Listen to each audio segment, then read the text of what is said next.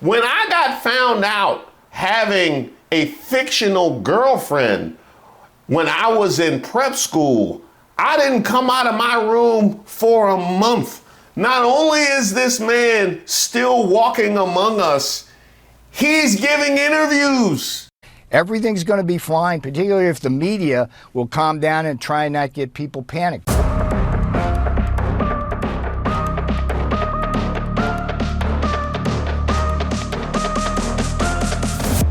Hey, shout out to all of the subscribers and members here on the channel. My name is Reese Waters, and I'm troubled.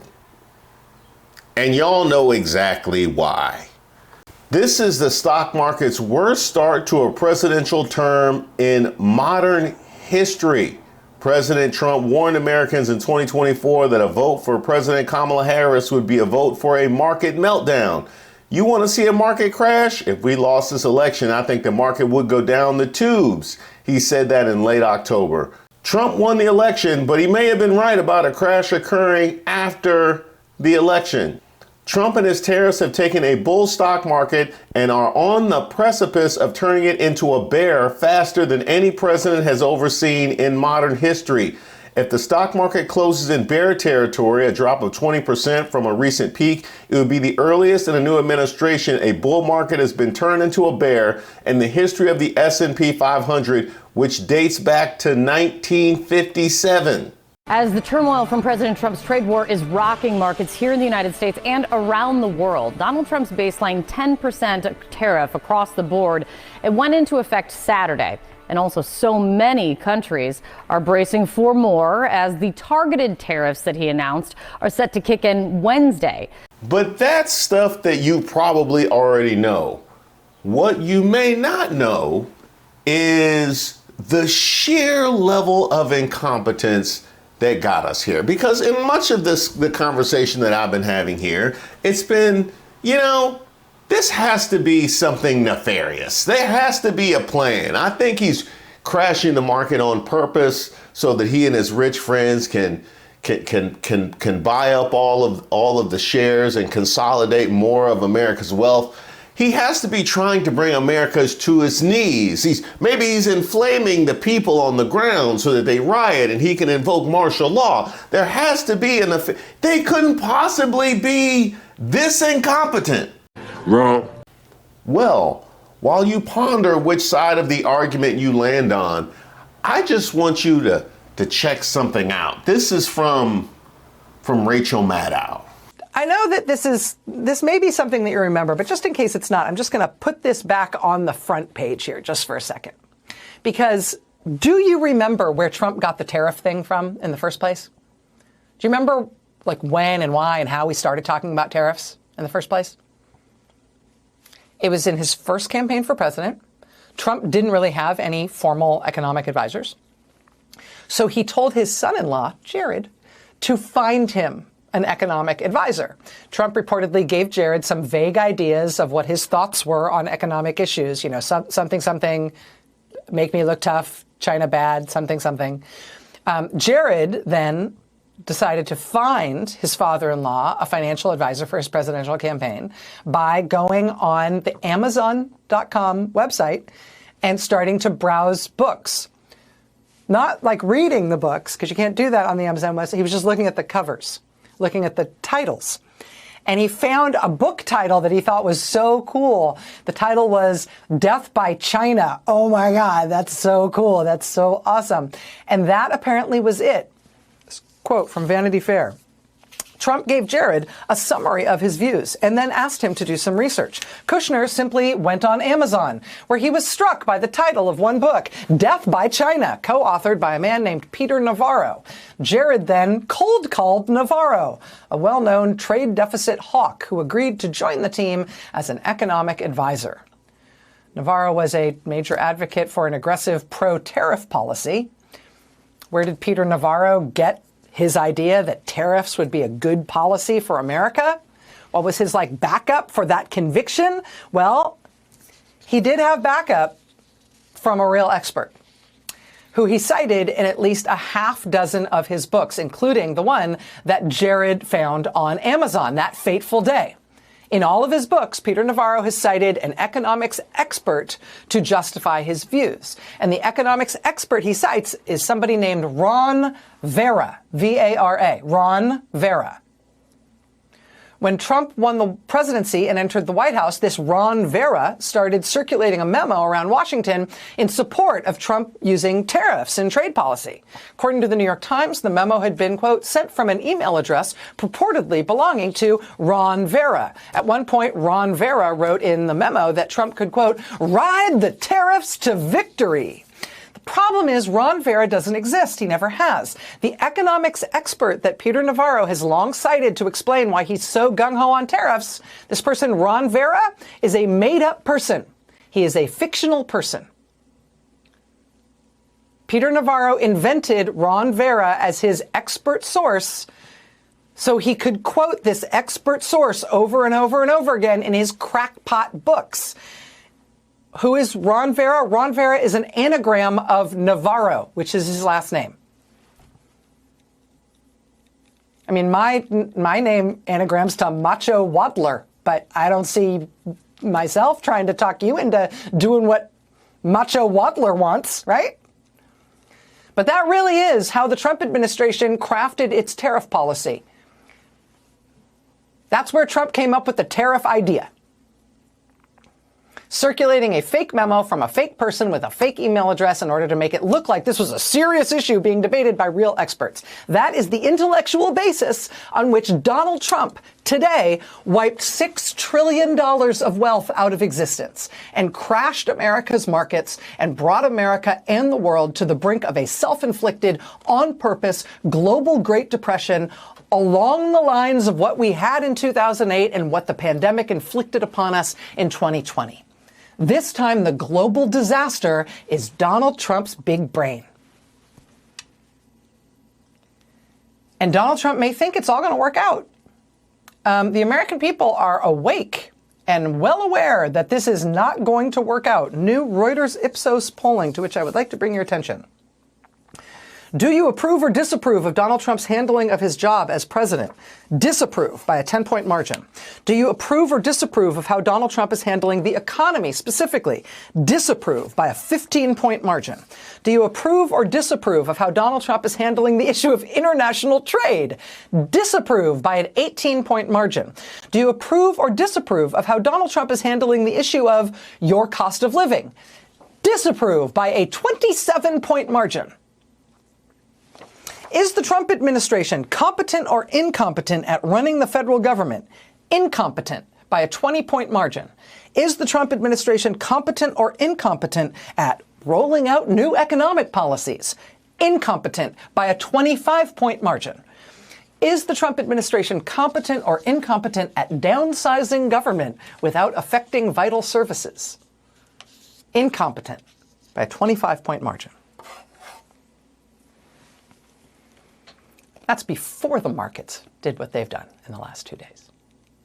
Now, there was a whole lot to unpack there. Let's start at the beginning, where he sent his son-in-law out to find an economic advisor for, this new job as president that he just attained. Nothing says I'm unprepared to win like that. And not only did we take the guy who was unprepared to win, by his own admission, I'm not qualified. I didn't even compile a staff. By his own admission.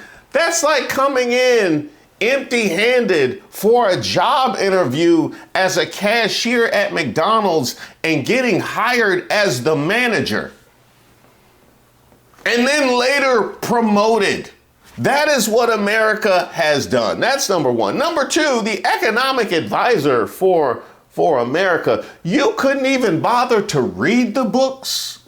You couldn't even bother Jared Kushner to look at summaries of they don't have cliff notes no more. You looking at covers?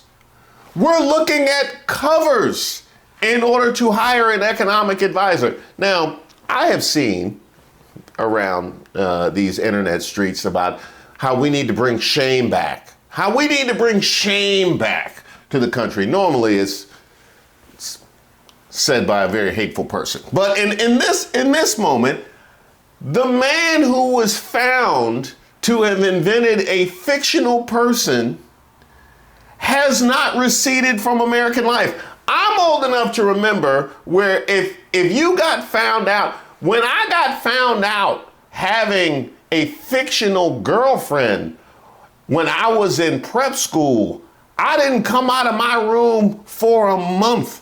Not only is this man still walking among us, he's giving interviews. Everything's going to be fine, particularly if the media will calm down and try and not get people panicked. The market will find a bottom. It will be soon. And from there, we're going to have a bullish boom. And the Dow's going to hit 50,000 during Trump's term. The S&P 500 is going to have a very broad-based recovery. And wages are going to go up. Profits are going to go up, and life's going to be beautiful here in America. Trust in Trump. We had the same kind of hysteria during the first time on China tariffs, and you were a little part of that. I went back and looked at some of your transcripts, and this can't happen again. So the media needs to have some responsibility. He's out here speaking out in defense of tariffs in Peter Navarro. I mean, really, they should just font him as Ron Vera. Really, just go ahead and font him as Ron Vera. That is the level of seriousness that we have taken towards it. So now that we have this nice firm base in our house of incompetence, we got a nice foundation in our house of incompetence. We need some walls. We need to elevate the level of incompetence just a little bit more. Well, you're in luck.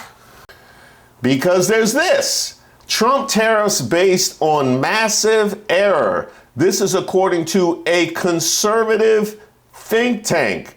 The formula used by the Trump administration to levy reciprocal tariffs contained a serious math error that overinflates the impact by about a factor of 4, economists at the American Enterprise Institute said. The conservative think tank says the error led to tariff rates massively higher than they should have been to achieve the goals the administration sought. After announcing the tariffs last Wednesday, the Trump administration released a complicated-looking formula which said it was developed with the Council of Economic Advisors used to determine how to set the rates. So now we have elevated from the foundation of incompetence, which was how tariffs got into his brain, to misapplying the tariffs. So we've elevated the level of incompetence. So now what we need is a roof.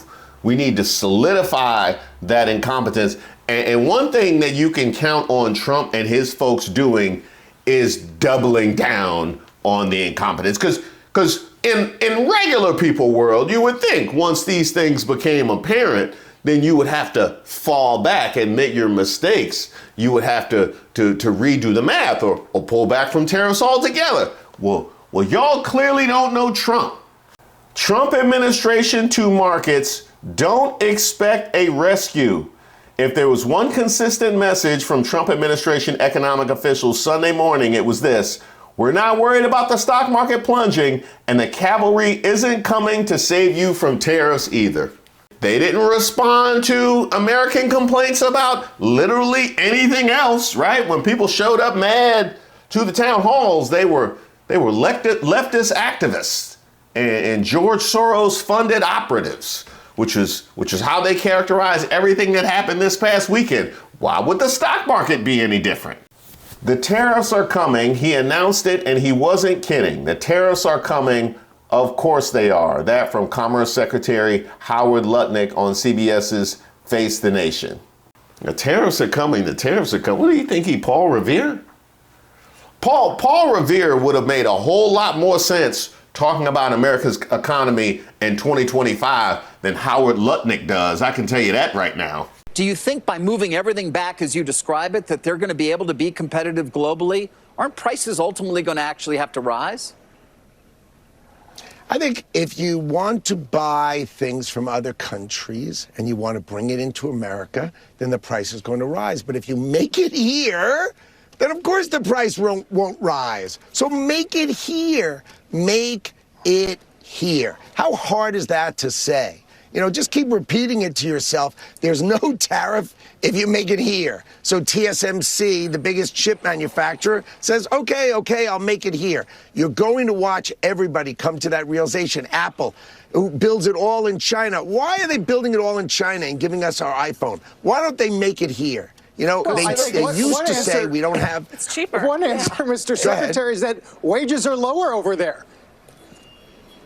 And now there are robots who can do it. You're going to see robotic production of iPhones and the jobs that are going to be created. People who build those factories, the mechanics who work on those robots.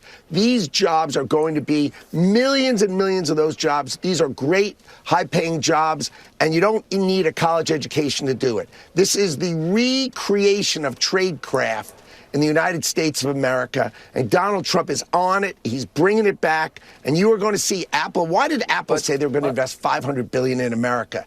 Because they're going to build the robots to build their iPhones in America. What?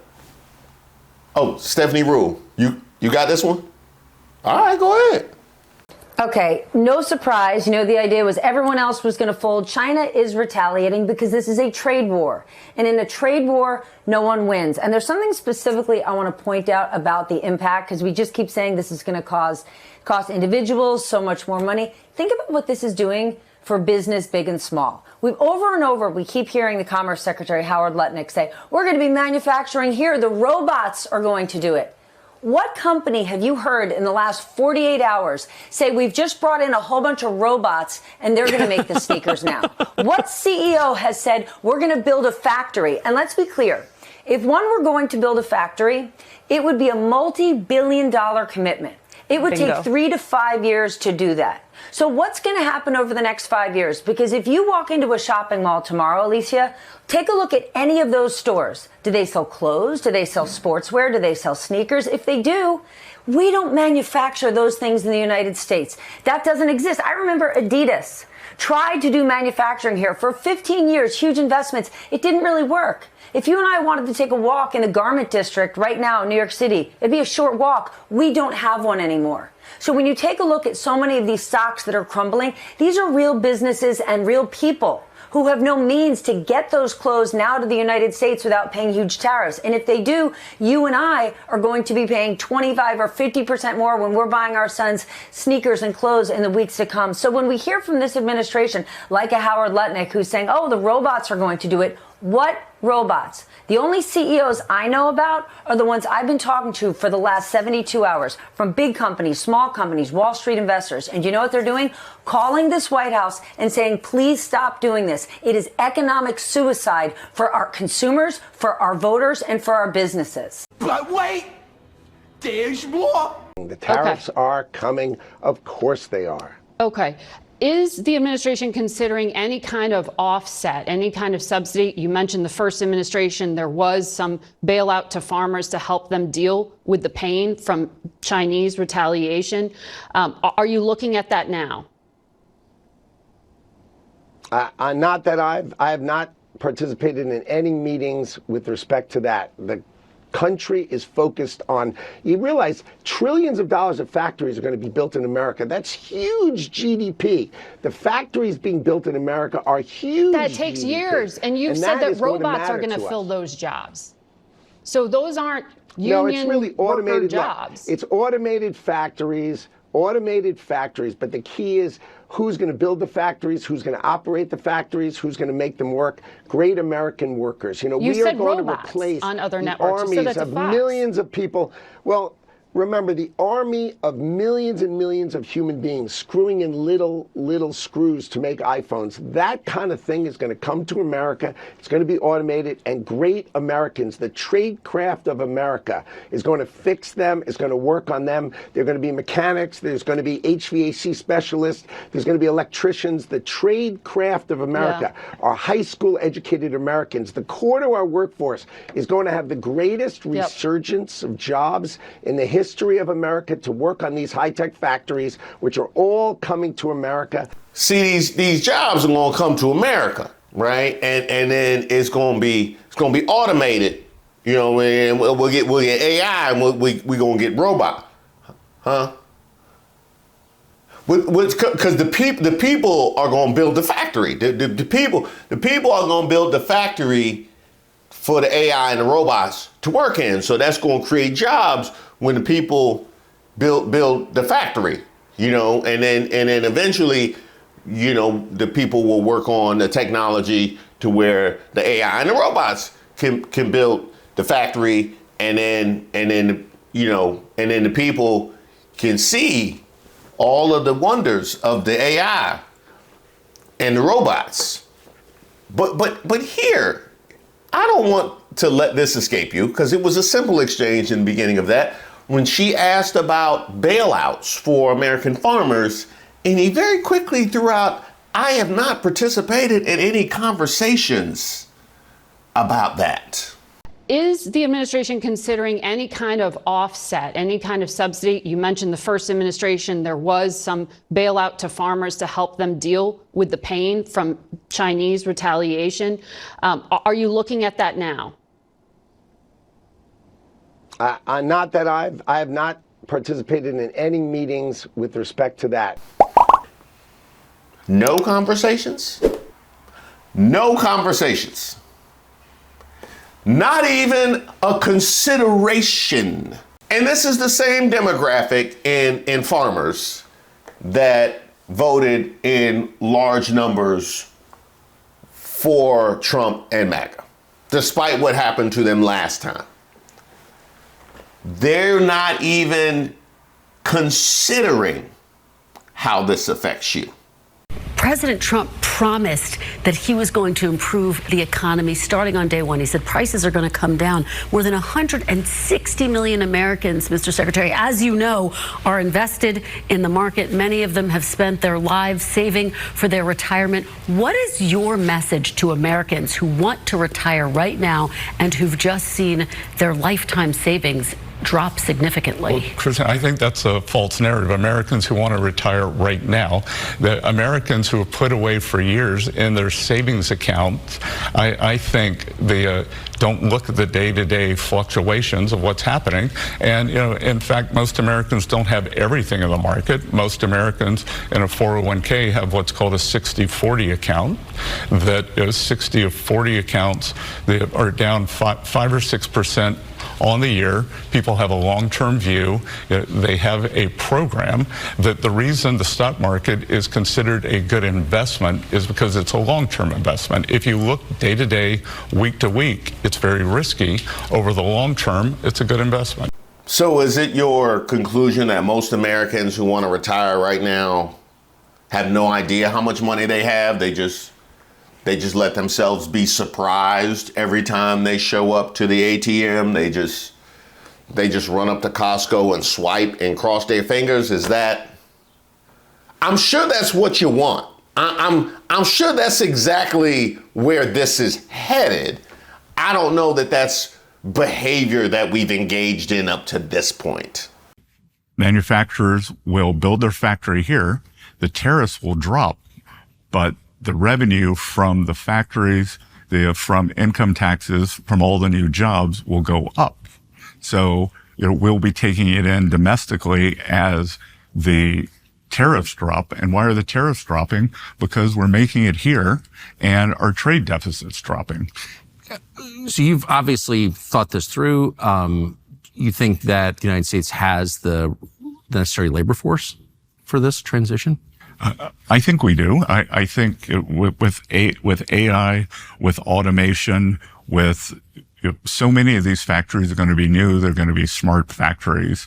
That I think we've got all the labor force we need. Okay. So there is some consideration given. There is some consideration given to the AI. We're gonna make sure that AI has all the jobs that they need. You know what I mean? We're gonna make sure we take care of them first. You know, and the AI, they never get tired. Ain't no child labor laws. We ain't gotta do what we did in Florida. We ain't gotta do none of that. This came from your Treasury Secretary. What do you expect the stock market to look like when it opens tomorrow in reaction to this? I don't know. Should we view these as permanent? That, I think we're going to wait and see how this plays out. Do you plan on having negotiations before that date? I just don't know if they're going to be negotiations. Canada and Mexico notably missing on that chart. Why is that? I'm not sure. I'm not sure. I don't know. From the Treasury Secretary. Think we got windows in that house of incompetence. We got, and we just added a sunroom and a deck to that house of incompetence. Oh yeah. Donald Trump's Treasury Secretary wants out of the administration because he's worried his reputation is being hurt working for Donald Trump. Now, this comes to us from Stephanie Ruhle, who says sources close to Scott Bessent, the Treasury Secretary, say he wants out because he's concerned people within the financial industry no longer look at him with any credibility as he's pushing Donald Trump's narratives, especially with the tariffs. Scott Bessent has had a very rough time going out and trying to explain how Donald Trump's tariffs will help the country and trying to defend them. He looks extremely uncomfortable, and it's clear he doesn't believe what he's saying. And now he's looking for an exit. He's looking for some way that he can get out while saving face. And I say we don't give it to him. You want to get around Donald Trump. You want to defend his lies, defend his bad ideas. You don't get to save face when you leave. You don't get to all of a sudden get a conscience while you hurt the rest of the country. You own this. This is who you are now, Scott Bessent. Congratulations. 100%. And that also goes for those who empowered this level of incompetence. And yes, I'm looking at you, Bill Ackman. This is a critically important issue that needs to be resolved, and we finally have a president committed to getting this done. The problem, however, can't be resolved in days. So why wouldn't a pause make sense to give the president time to properly resolve this critical issue and allow companies large and small the time to prepare for changes in their supply chains? The risk of not doing so is the massive increase in uncertainty drives the market into a recession, potentially a severe one. The country is 100% behind the president on fixing a global system of tariffs that has disadvantaged the country. But business is a confidence game, and confidence depends on trust. Get him, Eric Swalwell! No mercy! If you enabled him in becoming president, may I suggest you shut the bleep up? That was you. That was you. Because he showed you all his incompetent potential before January. He showed you all. You saw how he ran his businesses. And you empowered this man. Millions of people voted for this man for the economy. He showed you exactly what it was before we got to this point. And now, why don't we take a little bit more, why don't we be a little bit more prudent and take a wait and see? When have you seen him do that? Ever. Does he do that in his personal life? Right. Exactly. That's why we ain't got none of them files released. Because you know he don't ever. There has been not a single moment of discretion in Donald Trump's entire public life. But now you want him to be prudent. You know what I mean? You looking about as foolish, Bill Ackman, as you did during that whole Harvard scandal. Oh, yeah, we ain't forgot. Now, as far as where we go from here. A chance of a recession, something none of us want to see. And what's the chance of a recession? I mean, J.P. Morgan, look at this, now up to 60%. It was 40% in early March. How about Goldman Sachs? It was 20% in early March. We're now up to 35%.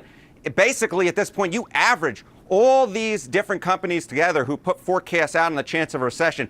It's about 50-50, way up from where we were at the beginning of this year. Poly market, where you can trade, was, I think, a 30% chance at the beginning of the year. Now it's 60%.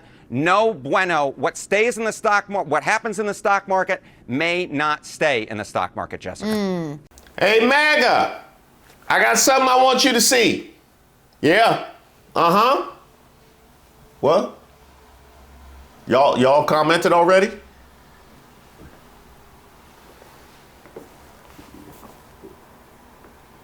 Oh, hell no. Oh, hell no. No. We on y'all. No, we gonna talk about that. No, we gonna talk about that. I'll be right back. Hey, shout out to all of the subscribers and members here on the channel. the day has finally arrived. We have new merch, which is live on the website. You'll notice some of that has some new logos. So I would love to get you guys' opinion on that. So stay tuned for some polls. Look out for those in the community tab. And by the way, those members, be on the lookout for a discount for you guys as well. And speaking of members, I definitely want to give a shout out to everybody who joined the last Members Live celebration. I wish Lauren Boebert would. I wish he would. I wish you would. Because I can go in the trunk. I can get my fat lever. You want me to get mellow on you? And speaking of which, apparently you guys really enjoy both the Black Maga and the Karen content. We have Republicans that are not even willing to address you.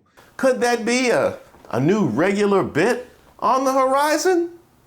Stay tuned.